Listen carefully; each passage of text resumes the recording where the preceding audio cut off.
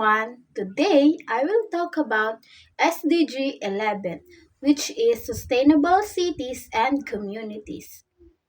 So, SDG 11 is about making our cities and communities safe, clean, and comfortable places to live.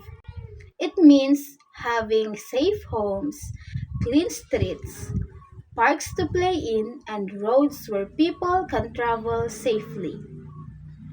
This SDG is important because many people live in cities. When a city is clean and organized, people are healthy, safe, and happy. Children can study well and families can live peacefully. One problem in many cities is too much garbage. When trash is not thrown properly, it can cause flooding, bad smell, and sickness. A simple solution is to throw trash in the right bins, reduce waste, and recycle.